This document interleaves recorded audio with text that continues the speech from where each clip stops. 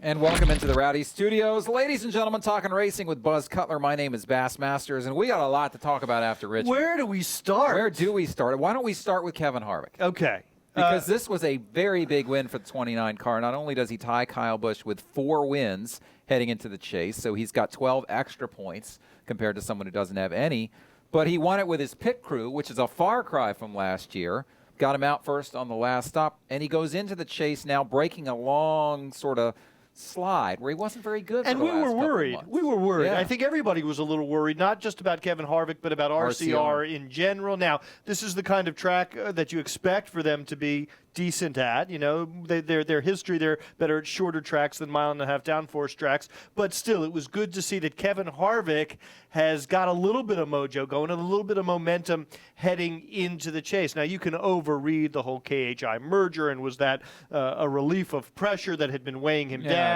I don't think that's it. I think that they were experimenting. I think that they did lose their way a little bit, but they found it at the right time, and I'm excited to see what he can do in the chase. Well, that's exactly what Kevin said after the race. We were able to try so many things, and a lot of them, most all of them, didn't work. So we went back to what we know over the last couple of weeks. We've had top 5 cars, and to get the win tonight gives us a lot of momentum going into the next 10 weeks.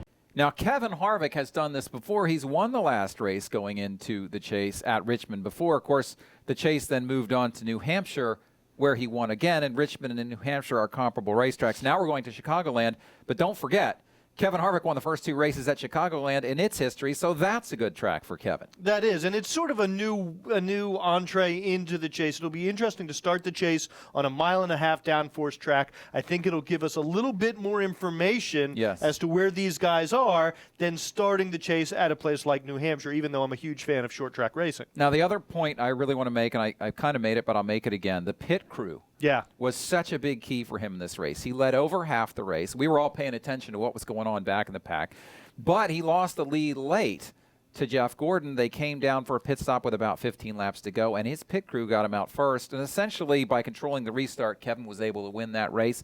Go back to last year when they were swapping pit crews heading into the chase. Right. I mean, he made his pass for the lead on pit road. The pit crew made his pass for the lead. Exactly. Over Jeff Gordon. I think that's significant as well, that Jeff Gordon's crew did not. They had their issues last year, too. Right. Jimmy and Jeff and the Hendrick Motorsports And Jeff team. Gordon got onto pit road first, but his crew did not get him off of pit road first. So that's going to be important in the chase. That's our look at Kevin Harvick. One of your favorites, I think, championship-wise, especially now. Heading into the NASCAR playoffs for Buzz Cutler, my name is Bass Masters. We'll see you next time. Rowdy.com. Say it like it is. Say what like it is? Rowdy.com.